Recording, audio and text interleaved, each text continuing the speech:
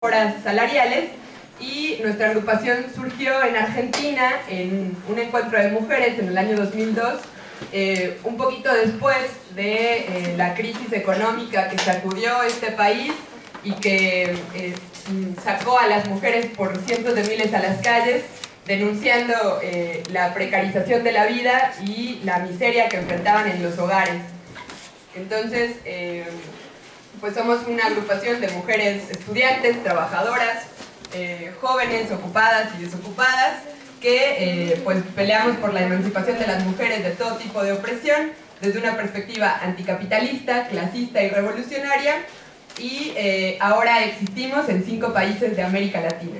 Y bueno, damos inicio a la primera sesión de la Cátedra de las Mujeres que no pedimos, sino exigimos, nuestro derecho al pan, pero también a las rosas. Les dejo a nuestra compañera Alejandra Sepúlveda, que va a encargarse de dar la sesión del día de hoy. Hola, buenas tardes, compañeros. Yo soy Alejandra Sepúlveda, yo soy egresada de la Facultad de Derecho y junto a otras compañeras fundadoras de la agrupación de mujeres españolas aquí en México. Como ya les decía Yara, pues nuestra agrupación de mujeres nació en el 2013 en Argentina como respuesta a los fenómenos que hubo en ese país en el 2001 de cacerolazos, donde las mujeres estuvieron al frente de la batalla contra la crisis económica que sus gobiernos venía descargando sobre ella. Esta primera sesión decidimos hacerla sobre feminicidio, ¿no? Bueno, ya explico un poco, porque bueno, es un problema que es un fenómeno que aqueja brutalmente y dramáticamente a nuestro país. Yo quisiera que esta sesión pudiéramos dedicársela a Ali, estudiante de esta facultad, asesinada hace algunos años por su novio, a Andrea, estudiante de arquitectura, a Maricela Escobedo, a Susana Chávez, a Rubí, a Lilia Alejandra, a Elvia Zúñiga, maestra de magisterio, Isabela Ayala en México, a Cecilia Julio en Chile, a Sandra Gamboa, a Marita Verón en Argentina, a las caídas en Egipto, en Libia, en América Latina, en Honduras, en Oaxaca, en Chihuahua, en honor a ellas que ya se fueron, pero que nos marcan el camino. Para empezar a hablar del tema del feminicidio, a nosotros nos gustaría partir primero de dónde viene la violencia de las mujeres, pensando que el feminicidio es la expresión más cruenta de la violencia contra las mujeres.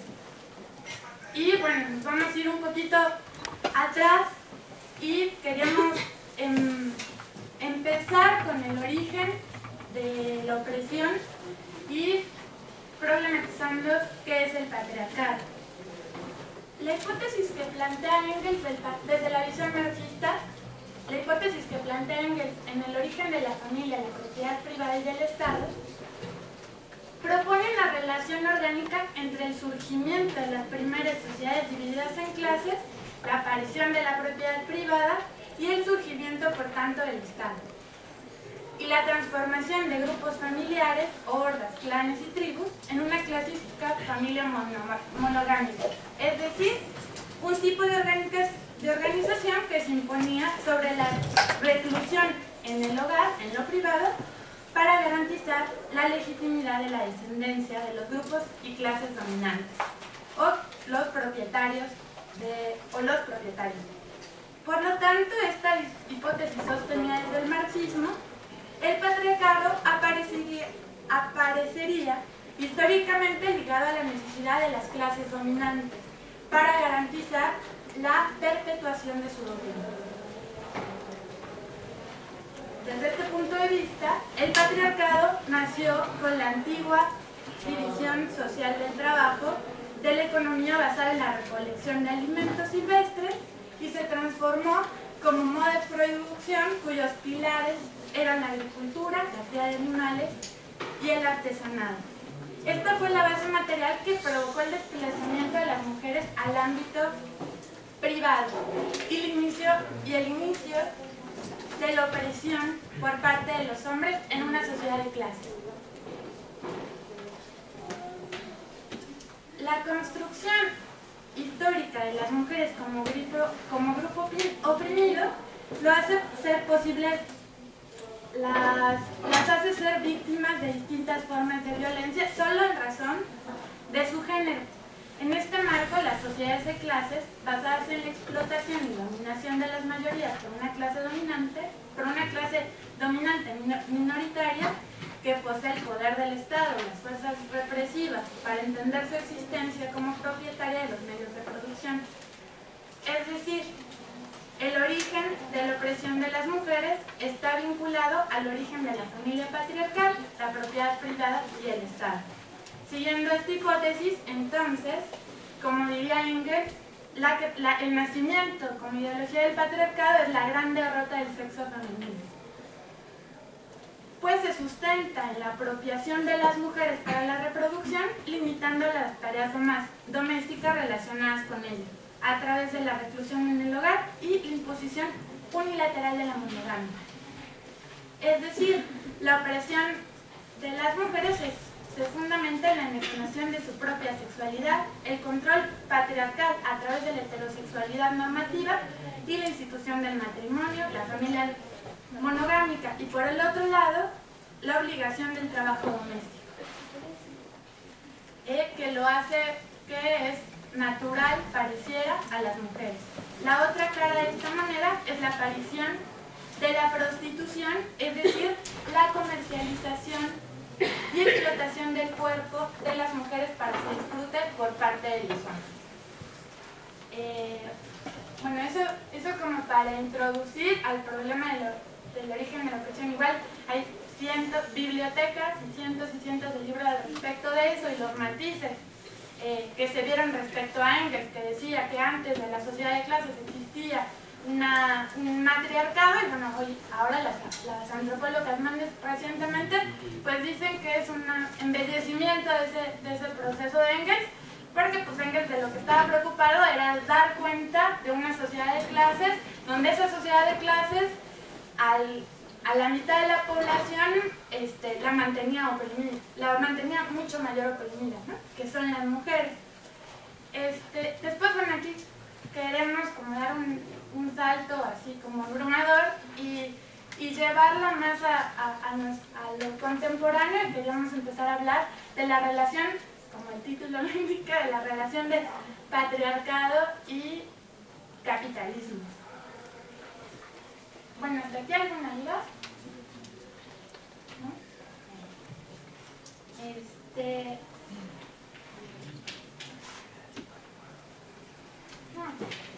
Como les decía, pues el origen del patriarcado es inherente al inicio de la sociedad de clase.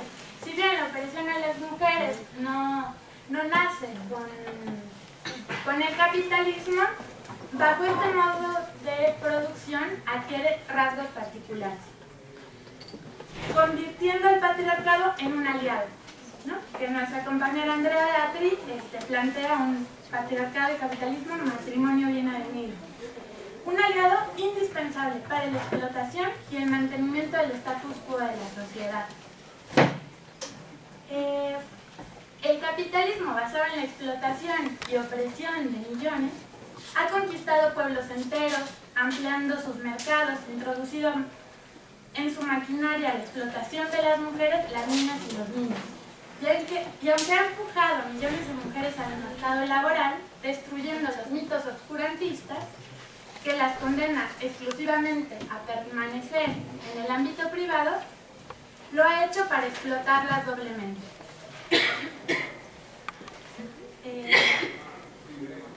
Con salarios menores a los de los varones. Por ejemplo, con la revolución industrial y la Primera Internacional, Marx dio grandes peleas porque la incorporación de las mujeres al mercado laboral implicó entrar en condiciones más precarizadas, y estas condiciones precarizadas tendió a la baja el salario de los trabajadores. Y los trabajadores, en vez de ver a las mujeres como sus aliadas, las vieron como enemigas. Y Marx dio grandes peleas en la Primera Internacional contra Proudhon, que quería excluir a las mujeres de los sindicatos porque no las trataba como aliadas, ¿no? Las quería tratar como enemigas. Y Marx llamó a la creación de organizar la sección femenina dentro del Internacional sección que ayudó a llevar un comando, un batallón de mujeres en París que se hicieron parte de la revolución de la Comuna de París, que dirigió Dimitriev junto a Louis Michel. Bueno, ahora bien, después con el advenimiento del capitalismo, la familia de las clases trabajadoras se ha transformado. No es la misma familia que... perdón, me había dado.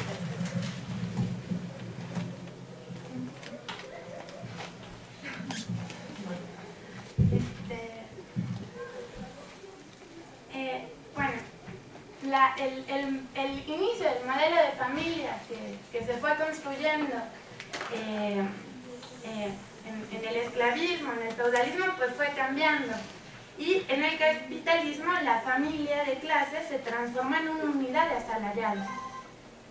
Y esto es importante, ¿por qué? Porque por primera vez con el capitalismo las mujeres fueron incorporadas, incluso los niños y las niñas, como les decía, masivamente a la producción extradoméstica. El desarrollo industrial y la producción de bienes de consumo a gran escala, con la consiguiente tendencia a la desaparición de la necesidad de la producción doméstica para la reproducción de la riqueza del trabajo. Hicieron Marx y Engels los que sostuvieron la idea de que el capitalismo destruía las bases de la familia proletaria y tendía a su desintegración. Si bien esto no puede ser considerado acertado en términos generales o tendenciales, es cierto que el capitalismo incorpora la fuerza del trabajo de las mujeres a fábricas, talleres y empresas, pero sin abolir la naturalización del trabajo doméstico. Le sigue correspondiendo a las mujeres porque este trabajo no remunerado radica en gran parte al sostenimiento de la familia proletaria. O dicho en otros términos, este trabajo doméstico gratuito disminuye el costo de la reproducción básica. En nuestro país, según una investigadora de la UNAM, el trabajo doméstico representa un ingreso al PIB mayor, bueno, si fuera remunerado, mayor a la industria manufacturera. La industria manufacturera contribuye al Producto Interno Bruto de nuestro país 16.5% anual.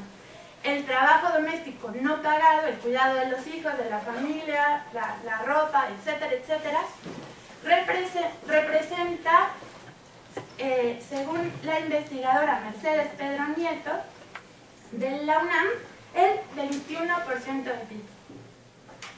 Es decir, con este ejemplo, bueno, no es un ejemplo, es una base constitucional de la opresión a las mujeres en la época capitalista, donde nos dijeron que las mujeres y los hombres somos libres y ciudadanos, ¿no? Y podemos votar, pero somos bien libres, que nos exploten doblemente y nos paguen lo que quieran.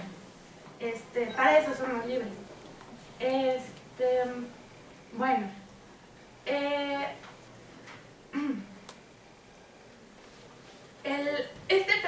el trabajo doméstico es un trabajo necesario para la reproducción del trabajo. En primer lugar, porque comprende actividades diarias para restablecer la energía de los productores, permitiéndoles volver a trabajar al otro día, ¿no? En segundo lugar, en sí mismas estas actividades de mantener a miembros de la familia inactivos, como los niños, los viejos y los enfermos, o los desocupados.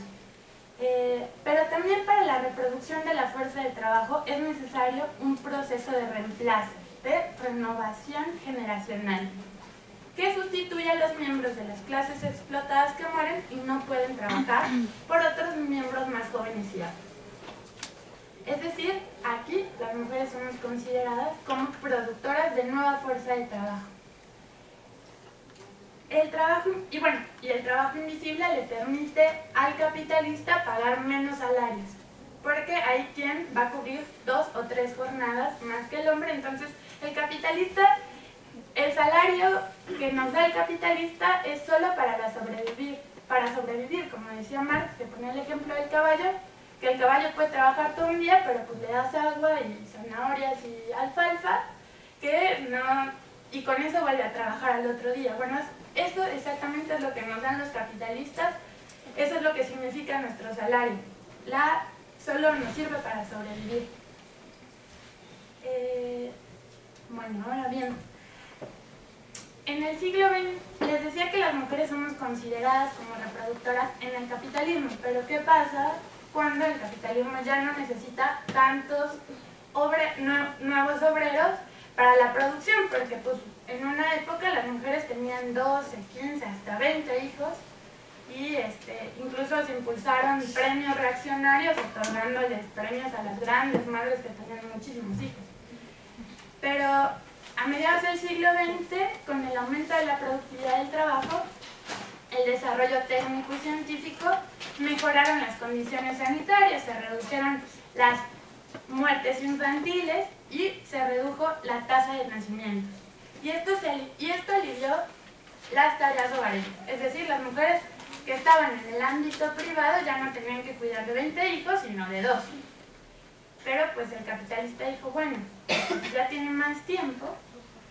Con estos cambios, el modelo de familia establecido por la ideología dominante comienza a ser altamente antieconómico. Entonces, las mujeres que permanecían en los hogares, gastando mucho tiempo en el trabajo necesario de la reproducción del trabajo, pues ya no lo necesitan más. Además de que se desarrollaron lavadoras y bueno, electrodomésticos que le hicieron más sencilla la vida a las mujeres. Y bueno, de esta forma hay una nueva reincorporación de las mujeres al mercado laboral.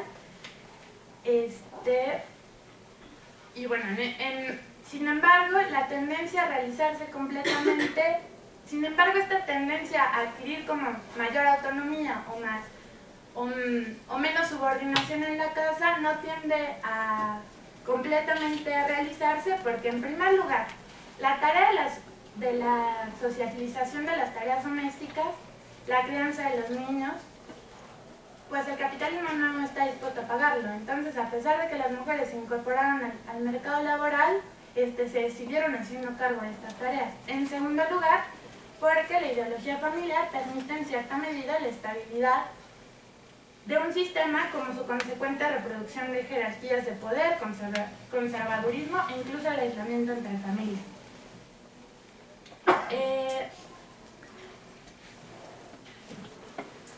Pero bueno, podríamos decir que las corrientes del feminismo tienen dos lecturas contrapuestas y unilaterales en la relación entre capitalismo y liberación de la mujer.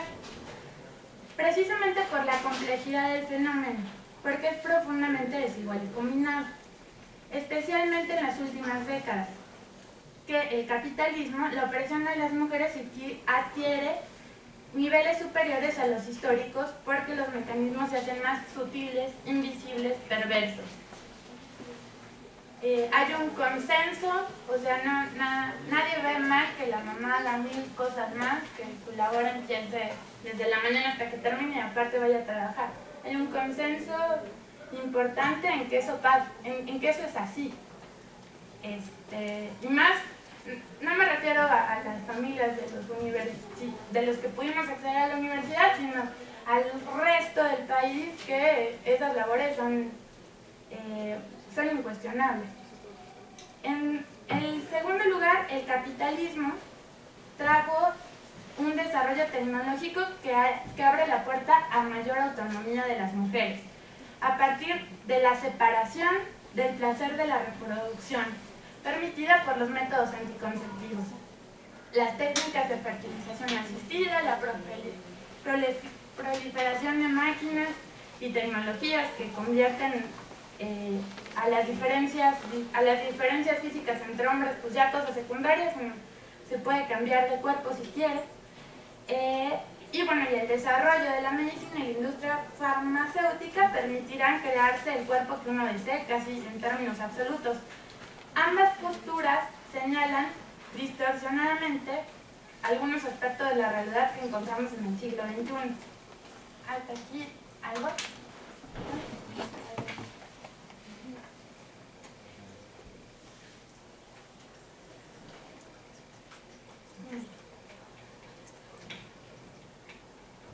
Para nosotras, el capitalismo está repleto de contradicciones, en parte porque necesita del patriarcado, de estos milenarios prejuicios patriarcales, para mantener la explotación de la clase trabajadora, dividiendo a las fuerzas proletarias con la competencia del trabajo femenino y masculino, usando a las mujeres como ejército de reserva, pagándoles menores salarios, generando propaganda patriarcal a gran escala, cuando necesita enviarlas al hogar nuevamente.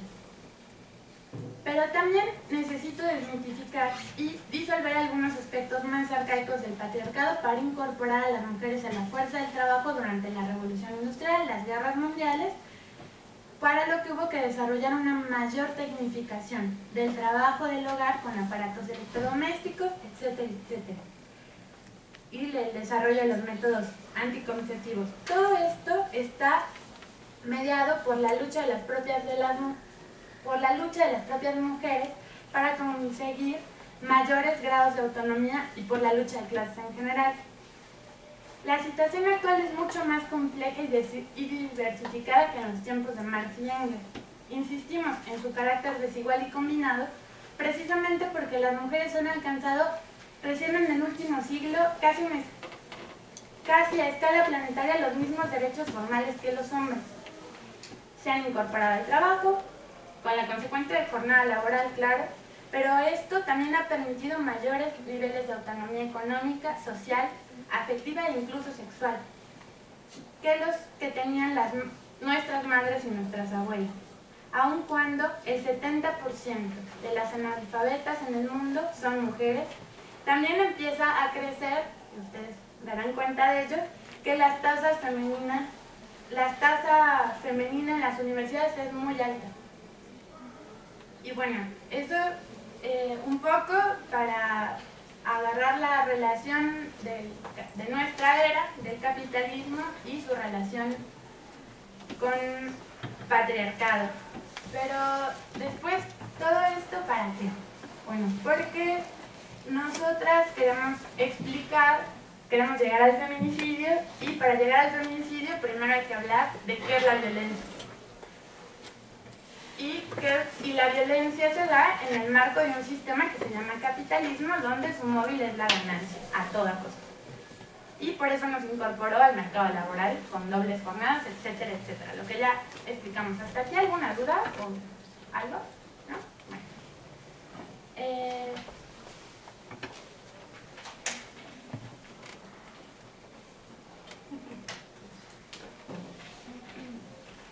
Decíamos que el origen de la opresión contra las mujeres se encuentra en la sociedad de clases, ¿no? Y no significa que la violencia de Estado o el sistema en general sea la única forma de violencia que sufrimos, ¿no? Lo que estamos señalando es que la violencia contra las mujeres, aún en sus expresiones individuales, familiares y cotidianas, es un agente de violencia que puede ser usado por nuestro propio compañero, por nuestro propio padre o hermano. Se origina y se encuentra su fundamento en el origen de la familia, la propiedad privada y el Estado, que impulsaron y legitimaron y reproducieron la constitución de mujeres como un grupo social subordinado. Por esta razón hablamos de violencia contra las mujeres. Nosotras diferimos de quienes hablan de violencia familiar o violencia doméstica, porque esto invisibiliza que hay un sistema que se llama capitalismo y que hay una apropiación de nuestra fuerza de trabajo, ¿no? Y porque esto lo lleva a traducir la violencia, que es un problema en el ámbito de la casa solamente. Tampoco nosotras nos referimos a violencia de género, porque desde nuestro punto de vista la violencia de género invisibiliza a quien en su mayoría ejerce la violencia. Es decir, por eso nosotros decimos violencia contra las mujeres, porque la violencia la ejercen mayoritariamente los hombres contra las mujeres en un sistema de clases, bueno, lo que ya explicamos. Pero tampoco confundimos la violencia de clase en términos generales, ya que tiene un carácter específico. Me refiero a la violencia de clase, es el monopolio de la violencia que utiliza la burguesía para mantenernos sometidos, ¿no? Y que para eso se hace llegar de sus instituciones como las fuerzas del Estado, incluso instituciones como la policía, el ejército, la marina y las propias leyes. Entonces, desde nuestro punto de vista, para hablar de violencia, para hablar de la violencia que sufren las mujeres, pues hablamos en términos de violencia contra las mujeres. Aunque muchas veces sí hay otras motivaciones, ¿no? Que cuando es una violencia más de clase, en las guerras, en las insurrecciones, las mujeres sufrimos un particular tipo de violencia. Es decir, la violencia es más exacerbada contra nosotras. Nuestra condición de grupo oprimido también hace que la violencia de clase que se ejerce contra todos los explotados y otras formas de opresión contra individuos de distinto género, por razones étnicas o de nacionalidad, adquieren características particularmente dramáticas para las mujeres, esencialmente las trabajadoras y de los sectores populares, y en México, esencialmente las trabajadoras y los sectores indígenas. Y es también habitual que otras formas de violencia ejercidas por las fuerzas represivas en determinadas circunstancias adquieran circunstancias particularmente sexuales, como violaciones masivas en guerras, por tropas de ocupación, la violación utilizada como forma específica de tortura en las dictaduras militares, contra detenidos y desaparecidas, los insultos, los abusos sexuales a las mujeres presas, etcétera, etcétera. Como dramáticamente tenemos ejemplos en nuestro país, como el caso Atenco, o más recientemente la ayuda humanitaria de la ONU en Haití, que les va a llevar comida supuestamente a cambio de violaciones a nuestras compañeras haitianas. Y bueno, y queríamos llegar hasta acá hablando de qué es el patriarcado, su relación con el capitalismo y la relación de estos dos con la violencia de las mujeres, porque queremos hablar de feminicidio, que es la expresión más cruenta de la violencia. Hasta aquí, ¿algo?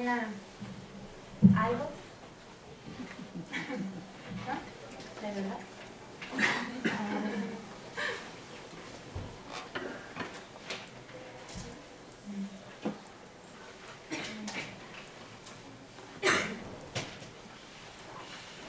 Bueno, entonces, pues ahora sí, ¿qué es el feminicidio?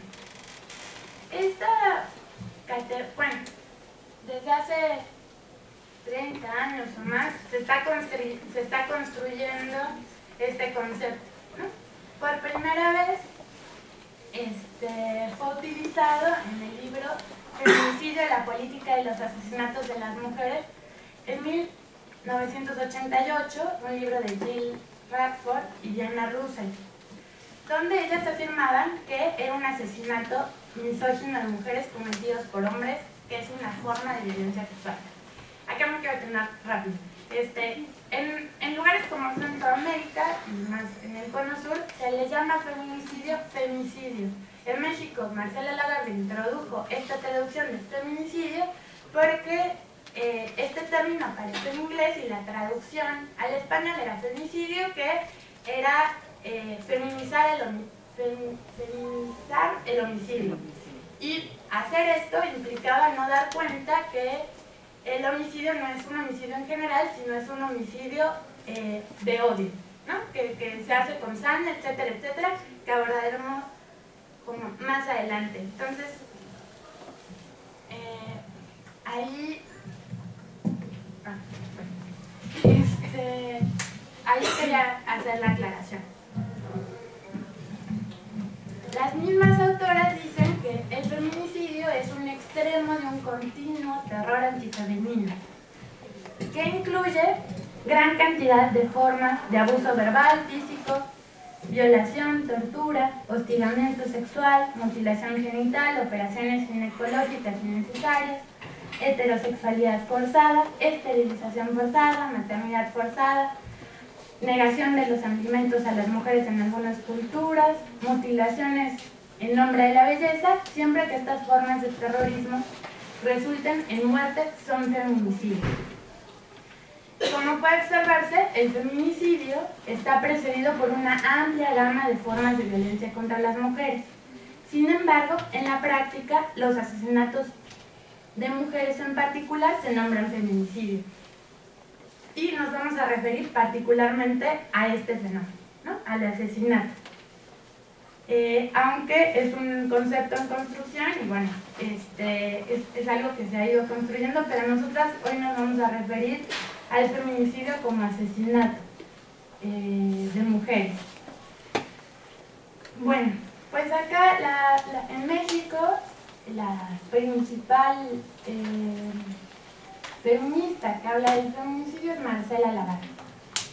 Bueno, pues Marcela Lagarde dice que los crímenes no son conceptos realizados por asesinos seriales, los hay seriales e individuales, algunos son cometidos por conocidos, parejas, parientes, novios, esposos, etcétera, etcétera, etcétera. También son perpetrados por desconocidos. Sin embargo, todos tienen en común que las mujeres son usables, prescindibles, maltratables y desechables.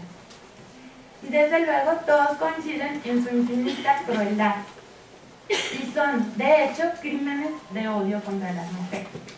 Pero la misma autora, que fue quien hizo un estudio y sistematizó la propuesta de tipificación del feminicidio en nuestro país, para argumentar la tipificación, explica que el feminicidio es el conjunto de delitos de lesa humanidad que contienen los crímenes, los secuestros, las desapariciones de niñas y mujeres en cuanto un cuadro de colapso institucional.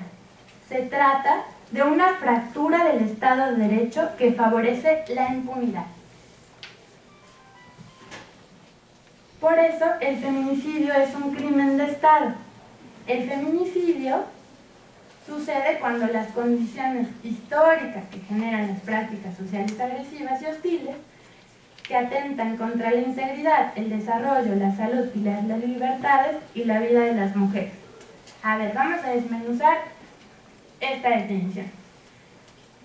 Marcela Lagarde nos dice que es un conjunto de delitos de lesa humanidad, ¿no? Porque para trabajar como delito el feminicidio se empezó a pensar en el concepto de genocidio. Y el genocidio son crímenes de lesa humanidad. ¿Qué contienen los crímenes? Los secuestros, las desapariciones, las niñas, las mujeres, en un cuadro de colapso institucional. Y dice que se trata de una fractura del Estado de Derecho, que favorece la impunidad. Y por eso el feminicidio es un crimen de Estado.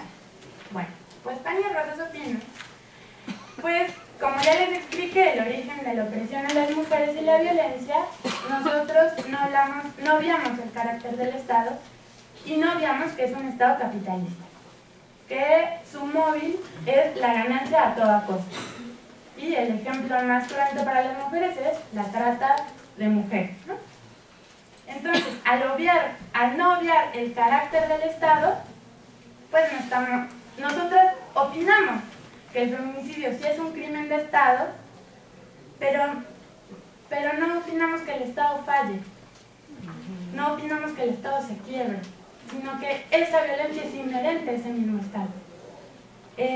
Porque este Estado es inherente la corrupción, la impunidad, las fuerzas represivas, la violencia como parte constitutiva de su existencia, subordinado, en el caso de México, al imperialismo, acrecentando todo esto, y todo esto se ha acrecentado dramáticamente en esta nueva etapa de decadencia capitalista.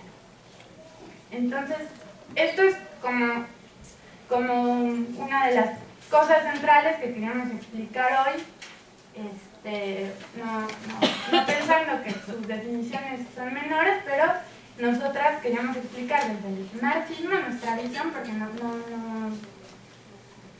no dejamos de lado el carácter del Estado.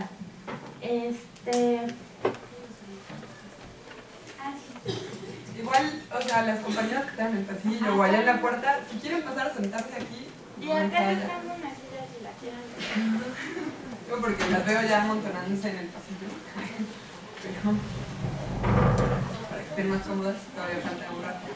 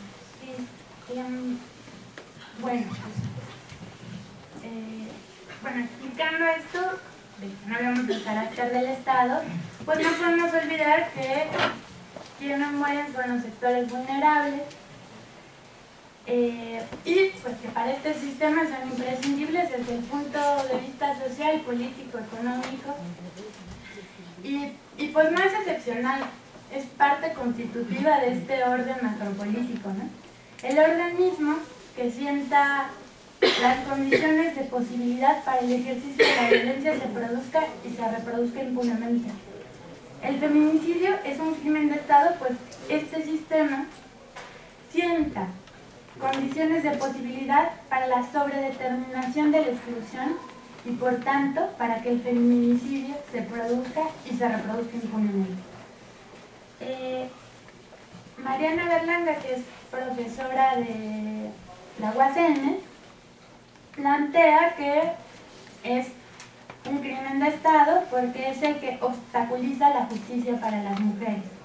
Cuando hablamos de impunidad, pero sobre todo cuando afirmamos que el feminicidio es un crimen de Estado, decimos que se realiza en una acción directa, sea en la obstaculización de la justicia o en actitudes de discriminación hacia los casos de mujeres asesinadas.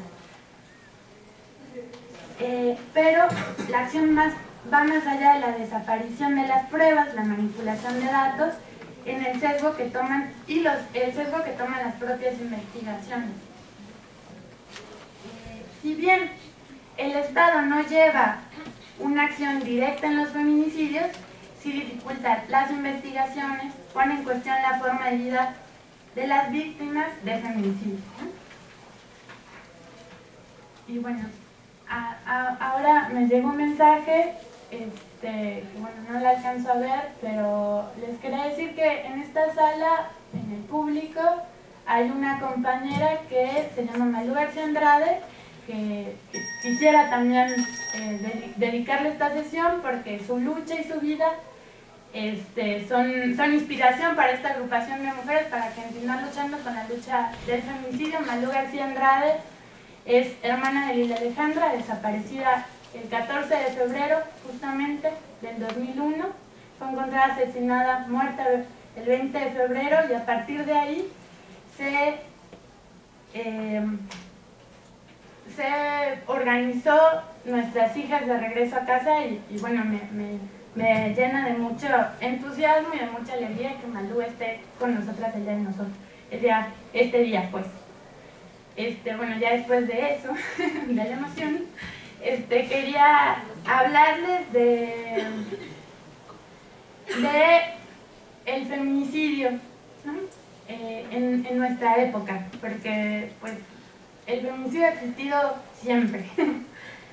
Y no podemos olvidar que las latinoamericanas provenimos del surgimiento de sociedades conquistadas y colonizadas, y de estados originados por procesos violentos y genocidas. marcados por el patriarcalismo. Muestra de ello fue el aniquilamiento de comunidades enteras, como en el norte del país, que se aniquilaron, o había una política entre Estados Unidos y México de aniquilar a los seris, a los papagayos, a los pimas, o el asesinato de curanderas durante la conquista, ¿no? Que si bien no eran juzgadas por la Santa Inquisición, ese rol lo cumplió el Consejo de Indias. También al respecto, Francesca Gargallo plantea que la violencia sexual también fue practicada sistemáticamente en El Salvador y en Guatemala en los casos de represión selectiva contra líderes, mujeres, ¿no?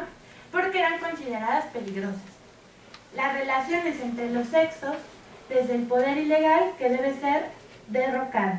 Se ensañaron con todo síntoma de cuestionamiento de las relaciones desiguales de poder.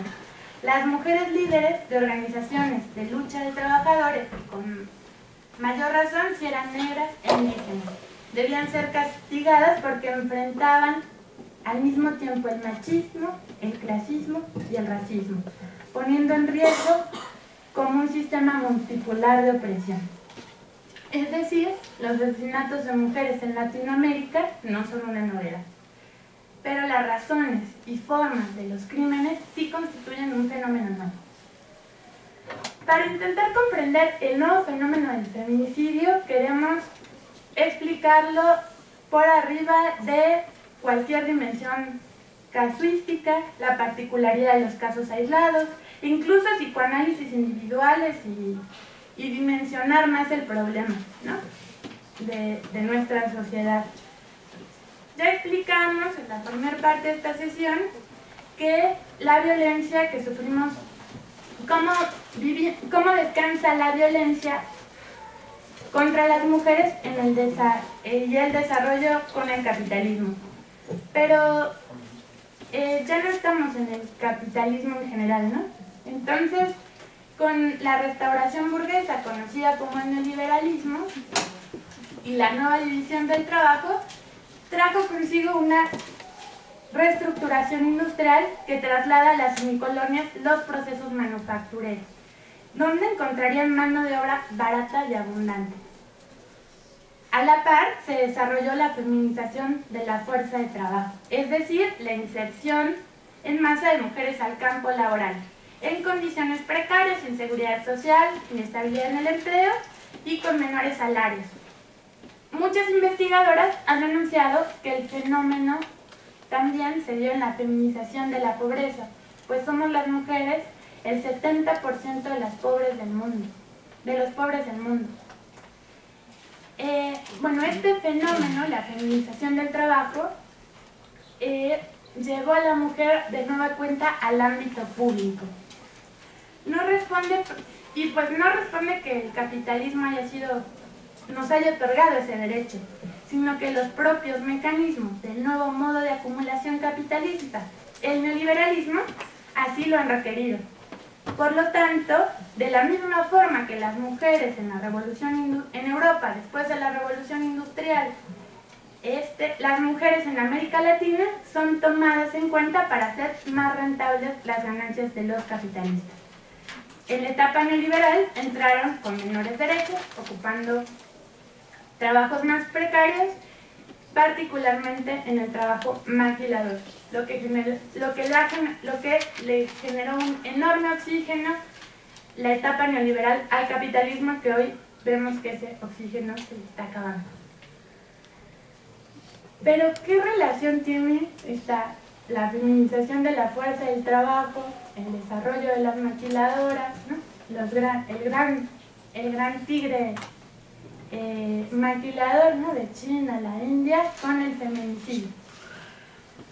Pues estamos hablando por un lado que el patriarcado considera a la mujer como un objeto descartable, no humano, de segunda clase, que puede ser utilizado y que se aprovecha en el sistema capitalista para obtener más ganancias. Nos incorporaron en la época neoliberal en masa para adquirir más ganancias. pues el sistema capitalista fija la desigualdad entre los sexos con un objetivo explícitamente económico. Reconocer la humanidad de las mujeres le costaría sin fin de pérdidas, pues no solo no reconoce el trabajo doméstico, que jamás accederá a retribuirlo, pues los cuerpos femeninos son tan despreciados que van desde las indígenas de la colonia hasta las actuales obreras maquiladoras. Le han retribuido ganancias materiales que le hubieran sido imposibles desde un trato igualitario. Acá quería parar un poco. ¿Alguna duda? ¿Comentario?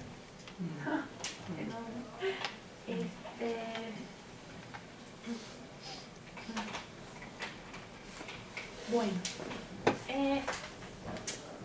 también otra característica del feminicidio es encontrar a los cuerpos dejados en las instancias, en lo público, ¿no? En los lotes baldíos, en la calle.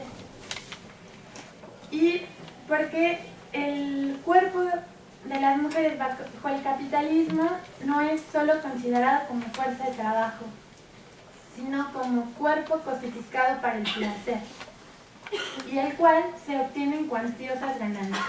En ambos casos, el cuerpo femenino está visto como objeto, como un medio para obtener ganancias, poder.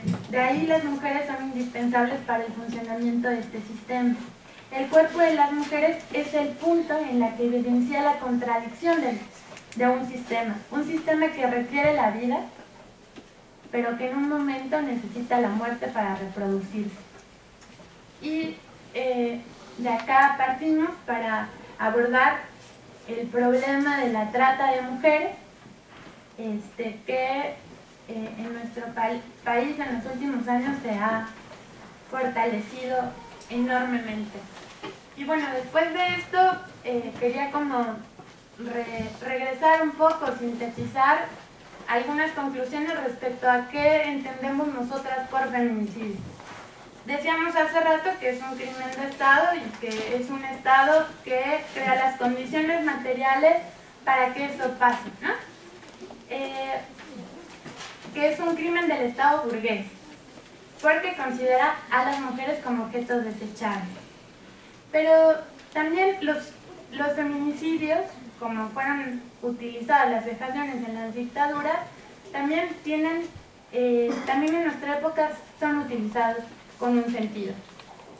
En primer lugar, como disciplinamiento contra las mujeres por haber incumplido los mandatos patriarcales de restringirse a la vida privada en el seno del hogar como productoras y reproductoras de las generaciones presentes y futuras. Al respecto, un profesor de la Facultad de Políticas, que se apellida Botello, explica que el feminicidio es la respuesta a la imposibilidad de los varones de los sectores populares para cumplir su rol de proveedor que les impone el patriarcado, y esta imposibilidad tiene que ver con las conquistas obreras que fueron aplastadas. En segundo lugar, los feminicidios son utilizados con una ligación como las mujeres como mercancías descartables, y ahí su ligación con las redes de trata. En tercer lugar, el establecimiento de los asesinatos de mujeres y sectores populares como herramienta de disciplinamiento en general, pero también contra las propias obreras y contra el conjunto de los trabajadores y sectores oprimidos para no cuestionar el orden establecido.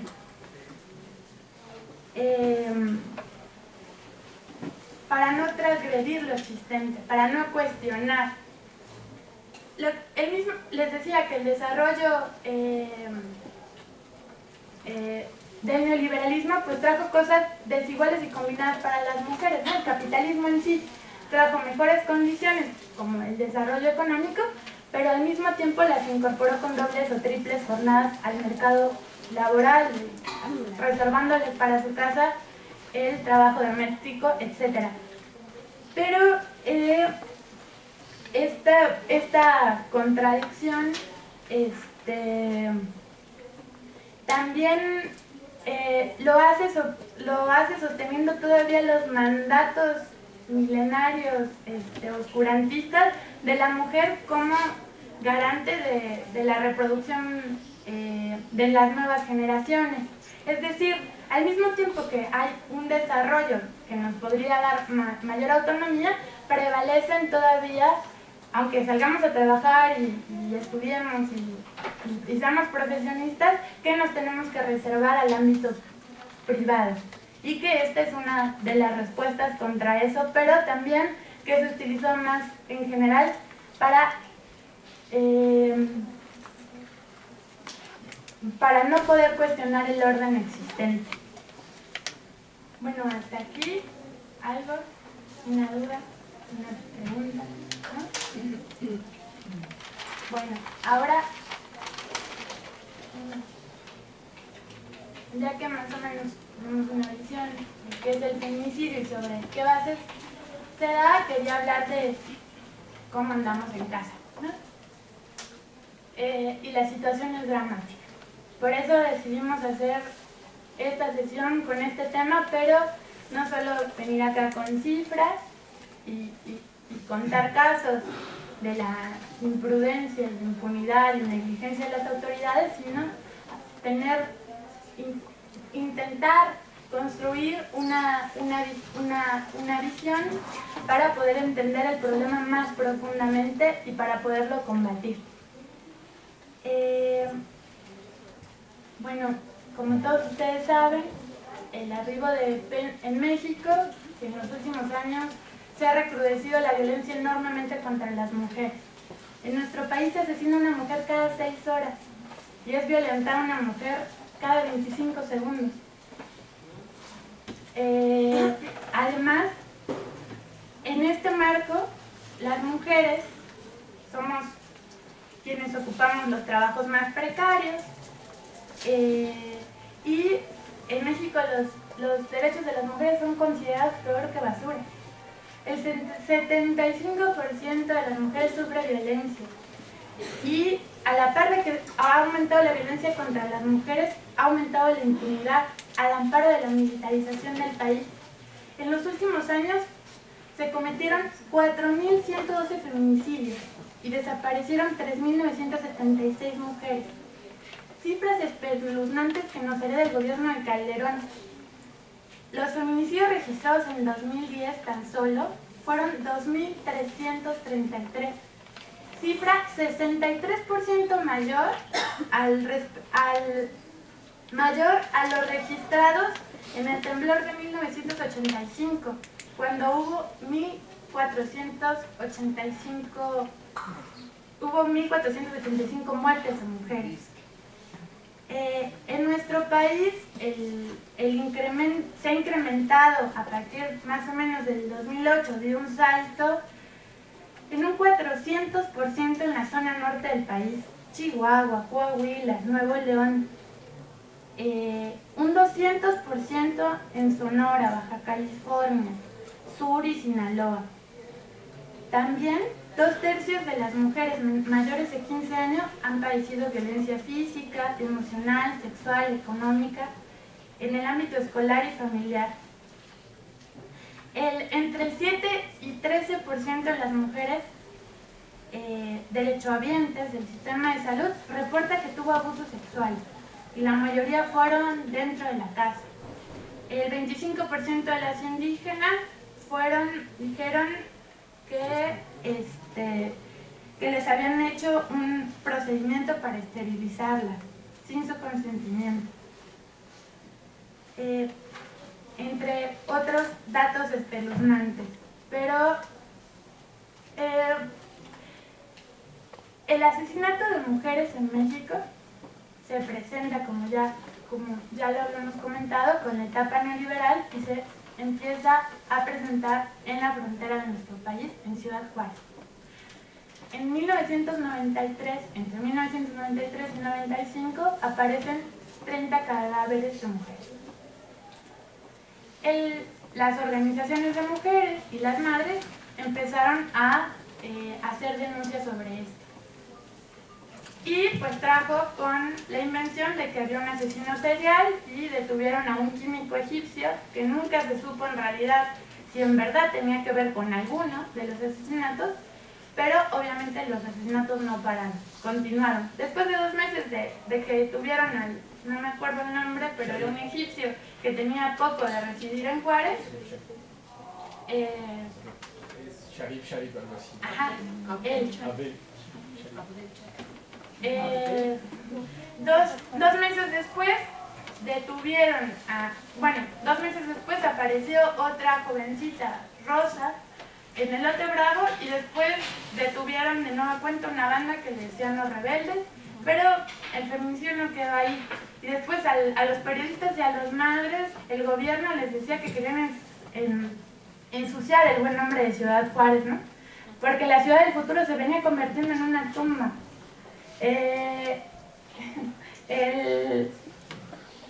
Los asesinatos ahí no pararon y la respuesta del gobierno ante los asesinatos en todo momento fue minimizarlos y culpabilizar a las víctimas, que si cómo venían, que si era que tal hora, que si etcétera, etcétera, etcétera.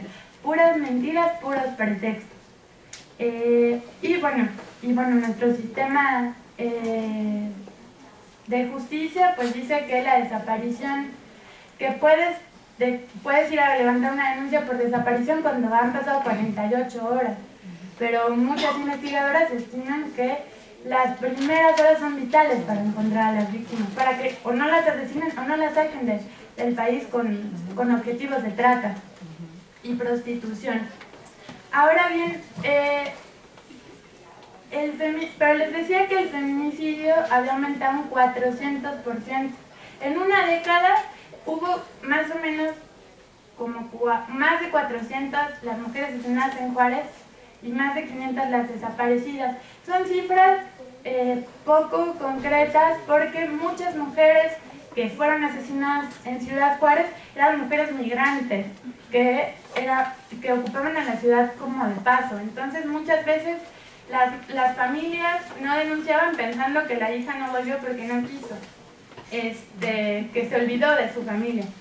Entonces se piensa que la cifra es abrumadoramente mayor. Después les decía de las cifras que han arrojado los últimos años. Bueno, creo que acá es más cómodo.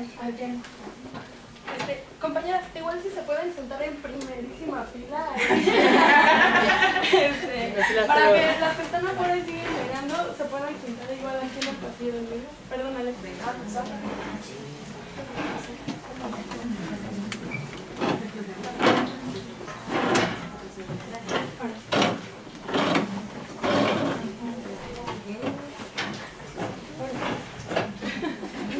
Ella no quiere pasar.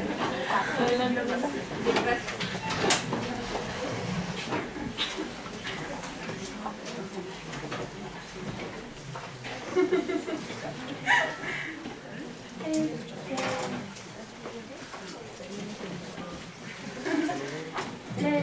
Bueno, estábamos hablando de cómo se empezaron a registrar los feminicidios en México y después que en los últimos años, a partir del gobierno de Felipe Calderón, hubo un salto espeluznante. Nosotros consideramos, las cifras lo dicen, que esto tiene una relación muy importante con la militarización del país y el recorte a las libertades democráticas.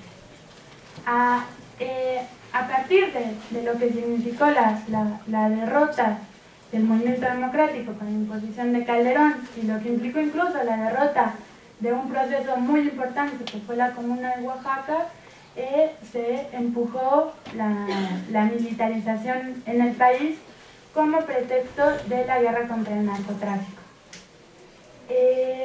Esta supuesta guerra ha traído terribles consecuencias, como todos saben: más de 100.000 muertos, miles de desaparecidos, desplazados, y trajo a su cuenta fenómenos nuevos como el de juvenicidio y al mismo tiempo el aumento inaudito del feminicidio, al aumento de las cifras de feminicidios. También el fortalecimiento del narcotráfico, que la política de Calderón, subordinada a la política del imperialismo moyanqui, también trajo a su paso el fortalecimiento de otro fenómeno que fue el fortalecimiento de las redes de trata. El narcotráfico, al estar en competencia por nuevos mercados, con nuevos cárteles del narcotráfico, también diversificó sus ramas para obtener recursos. Y una de esas ramas muy importante, no lo hizo yo, lo hizo la Organización Nacional, la ONU, que las ganancias que trae la trata de mujeres está en tercer lugar después del narcotráfico y el contrabando de armas. Bueno, pues la política de militarización de Calderón, lejos de generar mejores condiciones para los pobladores, pues trajo terribles consecuencias. Al mismo tiempo, sectores del feminismo hicieron grandes aplausos por la reforma constitucional, que pusieron, donde se reconocen los derechos humanos a escala constitucional, pero pues bueno, con 100.000 aprueba una reforma constitucional que dice que eres humano, pero después hay 100.000 muertos, o sea, es completamente una burla. Y bueno, con el feminicidio también se ha desarrollado distintas agrupaciones de mujeres impulsaron tipificaciones del feminicidio en el país. Si bien nosotros no estamos en contra de la tipificación, que se considera en las leyes como delito, pues creemos que es muy insuficiente. Ya tenemos 11 legislaciones de feminicidio a lo largo del país, y eso no ha generado el detenimiento de los asesinatos. Incluso ha aumentado, no hay relación con que se haya tipificado. Incluso hay abogados como David Peña, que es el abogado que litigó Campo Algodonero, que opinan que algunas tipificaciones, como la del Estado de México, le sirven más al Estado porque le quita la fuerza política que tienen los feminicidios en el Estado de México. Dice, ya hay tipificación, incluso podemos hacer alerta de género, pero los homicidios aumentan. Entonces disminuye la carga política que le podríamos dar al asesinato a mujeres. Bueno, después, pues como todos saben, regresó el PRI y pues su anuncio de regreso fue sobre la base del repudio de cientos de mujeres y jóvenes a lo largo del país, y incluso trabajadores que repudian lo más arcaico y antidemocrático del PRI, que fue el PRI de Acteal, ¿no? El PRI del 68, etc. El PRI de las esterilizaciones forzadas a las mujeres en los 70, etcétera, etcétera. La vuelta al PRI con su presidencia, con cooptación, control corporativo y represión. Bueno, les decía que con la política de Calderón habían aumentado, no frenó los feminicidios a pesar de las tipificaciones, pero Peña Nieto va a hacer continuidad de esta política e incluso la viene reforzando, ¿no? Ha anunciado la creación de una gendarmería, de un mando único, donde esta gendarmería bueno, que es inconstitucional, pero ya no importa, esta gendarmería va a tener capacitación militar y policial al mismo tiempo, ¿no? Son las gendarmerías que reprimen a los estudiantes chilenos que luchan por educación pública y gratuita, por ejemplo. Bueno, ante este escenario, no solo de militarización y feminicidio, también la política del gobierno de Enrique Peña Nieto, pues como ya vieron, ha sido terriblemente ofensiva. Calderón le terminó de hacer el trabajo sucio con la aprobación de la reforma laboral, ¿no? Que tenía muchos años sin aprobarse y in situ fue aprobada el año pasado, y bueno, y hoy viene a reforzar la flexibilización laboral al sindicato más importante de nuestro país, y el sindicato que más grande de mujeres en México y América Latina, que es la Coordinadora Nacional de Trabajadores de la Educación, con esta firma del Pacto por México, que en realidad es el Pacto contra México. Parte de ese pacto es implementar la reforma educativa que ya fue aprobada por ambas cámaras, que ya no nos está a la espera de su publicación en el diario oficial de la Federación, y esto traerá mucha más flexibilización. Dicen que es en honor a la calidad de la educación, pero no les importa la educación, sino lo que les importa es flexibilizar aún más las conquistas de los trabajadores, ¿no? Y bueno, ante este escenario, lo que también se marcó Peña Nieto también va a hacer continuidad de la ofensiva contra las mujeres, que dio un salto con Calderón. Esta ofensiva reaccionaria se evidenció en varias cosas. En primer lugar, en la terrible flexibilización laboral contra las mujeres. En segundo lugar, la injerencia de la Iglesia y el Estado sobre nuestras vidas, que ha implementado 17 reformas reaccionarias antiaborto a lo largo del país, y que también ha incentivado el odio contra la disidencia sexual o la comunidad sexodiversa, mientras hipócritamente encubre a curas pederastas. Bueno, muestra de ello es la gran crisis papal, ¿no? Donde hay una pérdida de fe a nivel internacional, porque la Iglesia, al mismo tiempo que impulsa campañas reaccionarias para decidir sobre nuestros cuerpos, encubre la pederastía. Pero esta ofensiva en México, lamentablemente, tiene a decenas y decenas de mujeres presas por aborto a lo largo de nuestro país, y esta ofensiva también se expresa en el aumento de la violencia y en la desaparición de mujeres. Yo inicié hablándoles de cómo inició el feminicidio en Ciudad Juárez, pero volvamos a Juárez. En lo que va el año son 10 las desaparecidas. Y ahí mismo ha aparecido de nueva cuenta un fenómeno de mujeres organizadas en busca de sus hijas desaparecidas, que es el Comité de Madres de Hijas Desaparecidas de Ciudad Juárez. Este comité realizó a principios de febrero, a finales de enero, una caminata a la ciudad de Chihuahua para pedir una audiencia pública con el gobernador. Después de un mes ya hay una compañera exiliada, porque el gobierno accedió al diálogo público por un lado, y por otro lado el comandante de la policía de Ciudad Juárez, Leizaola, mandó a catear y amedrentar a las madres. Lo terrible es que la ofensiva reaccionaria por parte del gobierno no termina, y con Enrique Peña Nieto se va a fortalecer. Ejemplo de ello, que bajo su gobierno el Estado de México no solo brilló por su ausencia en términos de desempleo, es el Estado con mayor desempleo de mujeres y de la juventud, pero también es el Estado con mayor impunidad y con el número más alto en feminicidios en nuestro país. Enrique Peña Nieto también representa lo arcaico y lo podrido de este régimen, que utiliza la violencia sexual contra las mujeres que deciden organizarse. Ante esta perspectiva de ofensiva contra nuestros derechos, es que pensamos dar una explicación más profunda del problema del feminicidio en México. Pero no solo es ofensiva y reacción. Les decía que el nuevo modo de acumulación capitalista, que fue el neoliberalismo, pues está en franca decadencia. Y esa franca decadencia lo expresa cientos de mujeres que salen a movilizarse contra la carestía de la vida, que no están detrás de ningún buen hombre ni de un gran hombre, sino están en la primera fila luchando por sus derechos.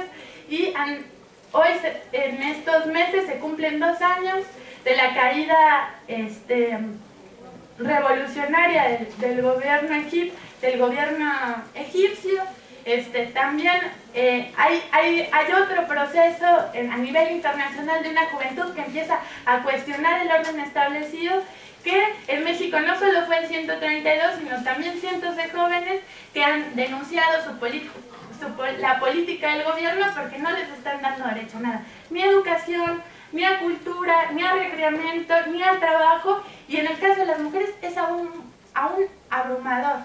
Entonces, bajo esta perspectiva es que nosotros queríamos hacer esta primera sesión en un sentido de una explicación profunda del problema del feminicidio, pero en un sentido militante, porque para nosotros el estudio que se quede en nuestros cuadernos no sirve. Comprender el problema del feminicidio hoy en México pasa por impulsar una amplia campaña y un movimiento nacional que empuje y arrope a las mujeres, porque es debido a muerte. A las madres de hijas asesinadas en Ciudad Juárez.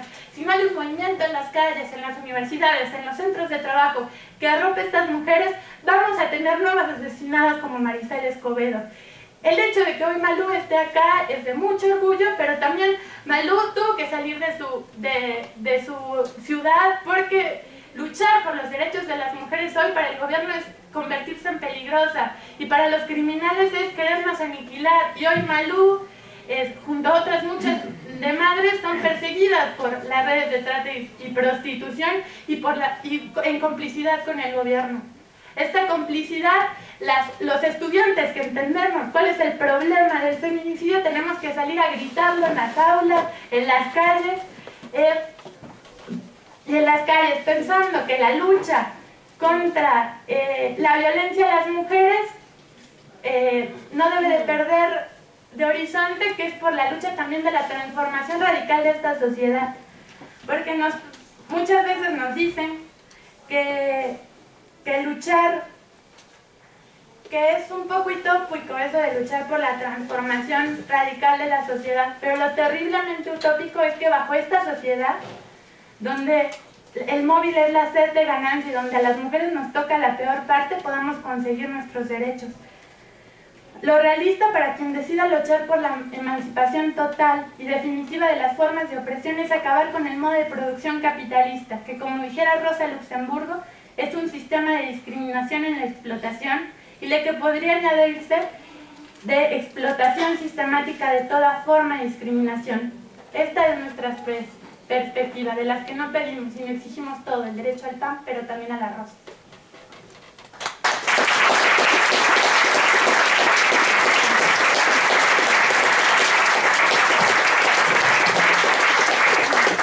Bueno, ahora abrimos un espacio para que ustedes puedan plantear intervenciones, dudas, no sé, algún comentario, reflexiones que les hayan surgido a partir de nuestro intento de quebrarles la cabeza y, no sé, presionarlos. No sé, ¿alguna?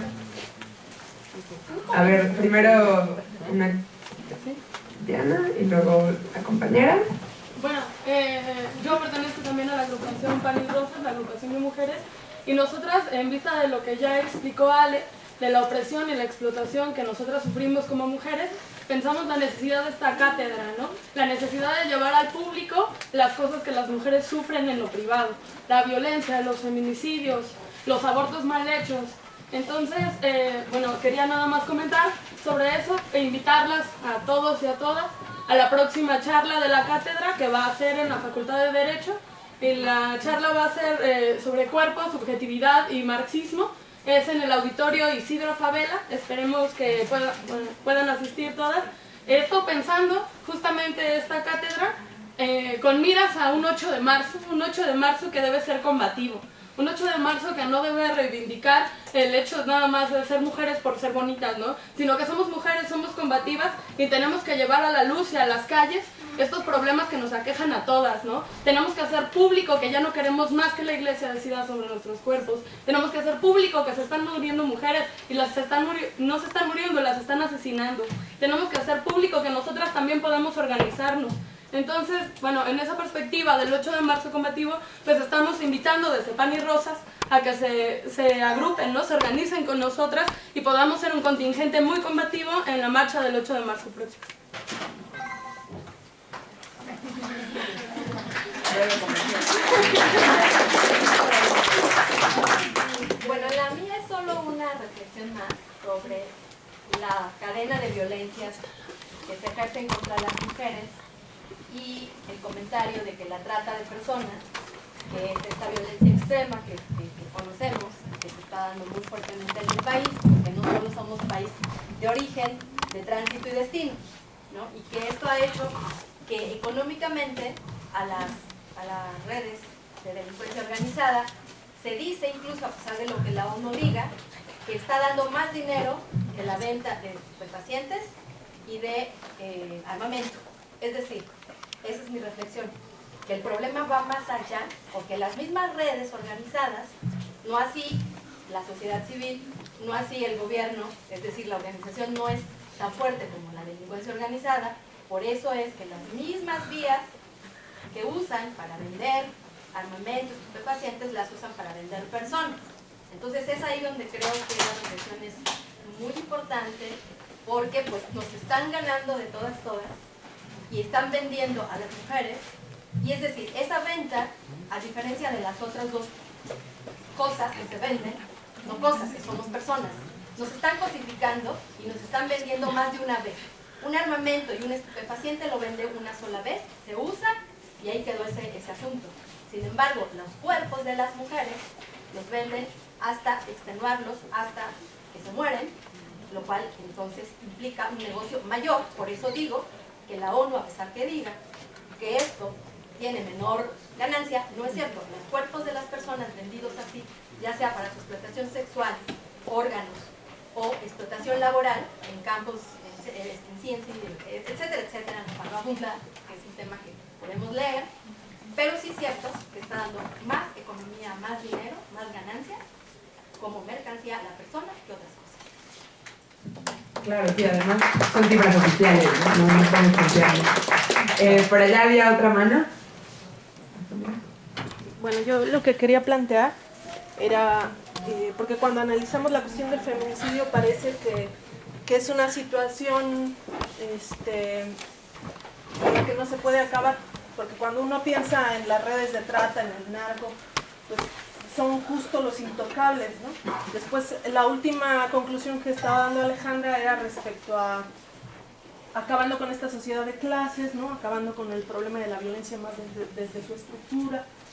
Entonces yo quería apuntar a una reflexión respecto a si es así.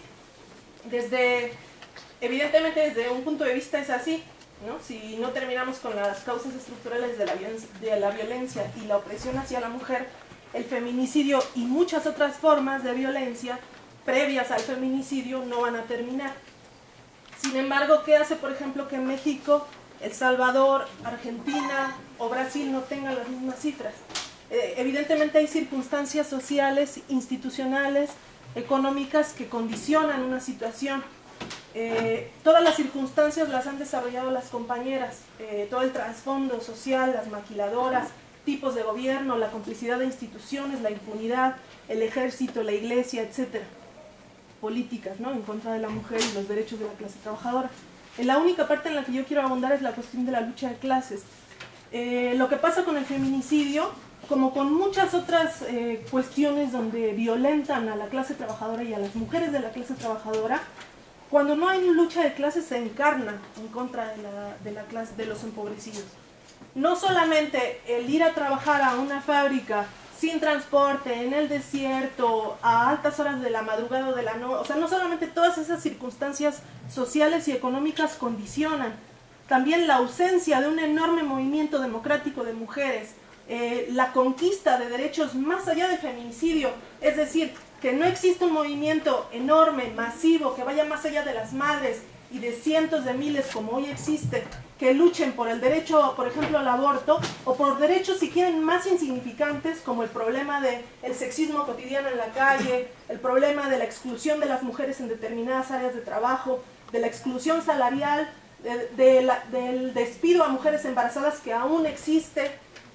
Yo tengo una compañera de trabajo embarazada de 6 meses que ocultó 6 meses trabajando en ambulancias un embarazo, cargando pacientes de 90 kilos en la Ciudad de México. ¿Qué pasa en zonas rurales? ¿Qué pasa en otros lugares? Entonces, mi reflexión por eso va respecto a eso, porque si bien acabar con el feminicidio de raíz sí pasa por acabar con el capitalismo y sus bases estructurales, frenar todas las formas de violencia en contra de la mujer pasa por construir, por organizar una fuerte tendencia democrática que tiene que ser mucho más radical que lo democrático que ya conocemos, porque evidentemente no ha sido suficiente.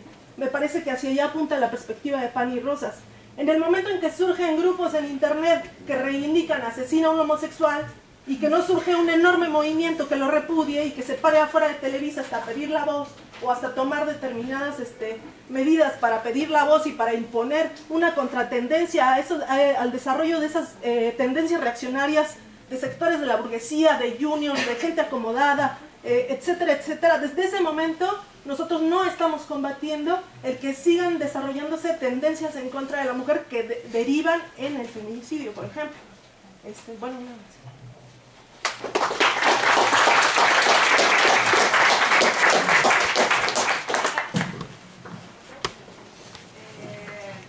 Decir que mujeres no estamos solas. Acá en la audiencia hay muchos hombres que están acá también, es importante notarlo. Que si bien es un movimiento feminista, participan personas de todas las edades, sexo indistinto, de cualquier lugar que vienen a bancar nuestra lucha, ¿no? A darnos soporte, porque cuántas de las veces no hemos visto, por mínima que sea la opresión, una mujer que no levanta la voz. ¿Por qué? Porque tiene miedo a que quién la va a defender cuando un hombre le increpe, o tiene miedo a rebelarse porque la sociedad entera se va a ir contra ella por precisamente defenderse de una injusticia, de una opresión, por lo mismo que sea, como les digo. La vemos en el metro, la vemos en las aulas de clase, la vemos en todos lados. Y si nosotras mismas no defendemos a la compañera de al lado, más débil se va a sentir. Porque nosotras compartimos las mismas inseguridades, los mismos miedos, las mismas injusticias. Aunque no nos esté ocurriendo, a nosotros nos está ocurriendo de una manera indirecta. Es contra el sexo femenino contra quien se comete. Entonces, bueno, hacer lazos de comunicación entre mujeres, informarnos, y ahora que están ustedes aquí, bueno, cuéntenle a los demás en casa, a sus compañeras que inviten a más chicas a la charla, y continuar haciendo esto grande, al igual que los hombres, qué importante que estén aquí, de verdad. Muchas veces se piensa que la mayoría, se piensa en mayoría, que los hombres no respetan a las mujeres, que todos los hombres no sé qué, pero acá lo vemos. Me parece bastante importante notarlo y bueno, nada, continuar uniéndonos siempre y les digo, si tienen la oportunidad de alguna vez defender, por mínimo que sea, una opresión, sea hombre o mujer, pero en especial en este caso las mujeres, y no deberían existir los ismos, me parece, feminismo, las corrientes, pero desgraciadamente las condiciones sociales, económicas y políticas así lo hacen, y hacen que uno tenga que adoptar este tipo de medidas organizativas para poder luchar contra esas divisiones de pensamiento, porque desde ahí surge de moral, etcétera. ¿Ustedes me entienden?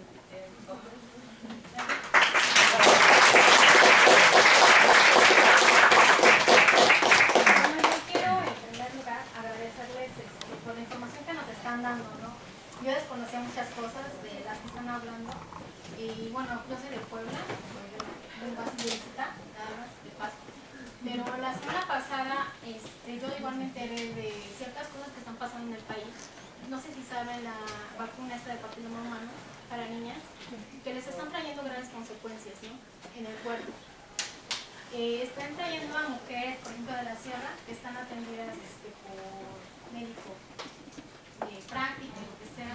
Imagínense, una mujer se la trajeron con la matriz de fuera, y un año ya la tenía así. La vinieron a operar, obviamente el gobierno, para no hacer tanto escándalo, pagó la operación y bla, bla, bla. Pero entonces digo, bueno, nos alarmaron, ¿no? Como mujeres, de que tenemos, por ejemplo, que vacunar a las niñas, para cubrirlas, bla, bla. Pero pues realmente nunca te dicen lo que están haciendo por debajo del agua, ¿no? Entonces, no sé si hay o haya una posibilidad de, no sé, de realizar una charla en Puebla o algo así con ustedes, Yo se lo pongo. Sí, si quieres ahorita me pasas tus datos. Ok, pero sí o sea, lo que a mí sí bueno, lo que el médico mencionaba era de que, pues, en primera, o sea, obviamente la mujer tiene un cuerpo, ¿no? Y decide en qué momento no realiza una actividad sexual. Pero como dice, pues si tú instruyes o tú informas a tu hija, pues no necesitas una vacuna. Y entonces desde ahí empezamos también como a dejar de apoyar a lo que está haciendo el gobierno, no seguirlo ahí como borregos que no saben nada, no están haciendo algo. Gracias. Si pudieran intentar ser un poco más breves en las participaciones para ver si puede hablar más y más, compañeras. Entonces, yo muy breve. Y después.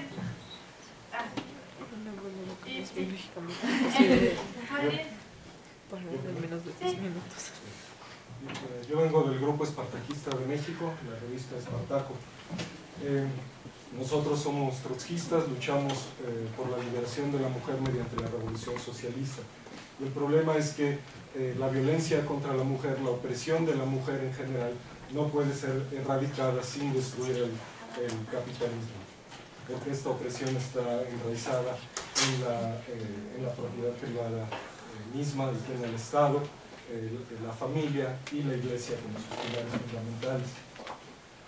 Sin embargo, sí tenemos diferencias significativas con la LTS y Pan y Rosa sobre muchos de estos temas, en particular sobre esta campaña contra los feminicidios.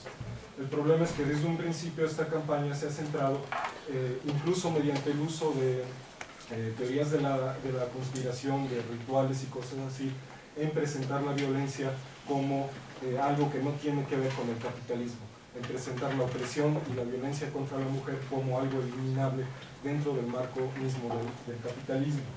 Y de esta manera las organizaciones feministas burguesas, incluso de la Iglesia Católica que han sido prominentes en este movimiento, han buscado explotarlo para exigir el fortalecimiento del aparato represivo capitalista mismo, con llamados contra la impunidad, por esto, por lo otro. De hecho, me parece significativo que la compañera allí citaba a esta Diana Russell como una autoridad. El punto es que el término feminicidio lo inventó esta mujer, en efecto, pero es una feminista burguesa muy reaccionaria, y su propósito en cuanto a este término en particular es precisamente atraer la atención del Estado capitalista para reforzar la represión supuestamente en beneficio de las mujeres. También mencionó la compañera varias veces la trata de mujeres. Por supuesto, la esclavitud en general, la esclavitud por deudas en particular, sigue existiendo. Seguramente afecta a muchas prostitutas, aunque no podemos saber nosotros cuántas, etc. Pero hablando de cifras de la ONU, la ONU es una organización imperialista. Sí, puedes decir segundos, por favor. Es que sí hay otras 4 que no nos levantaron. Pero creo que lo van a encontrar tal vez interesante para el debate. Es una organización imperialista, la ONU. Los imperialistas han llevado a cabo toda una campaña contra la supuesta esclavitud sexual para simplemente victimizar sobre todo a poblaciones inmigrantes a través de Europa, Estados Unidos y otros países. Y sobre todo es también una cruzada moralista. Por supuesto, la prostitución siempre es degradante para la mujer. Sin embargo, desde el punto de vista de la clase obrera, no es un crimen. Nosotros no emitimos juicios morales respecto a la prostitución.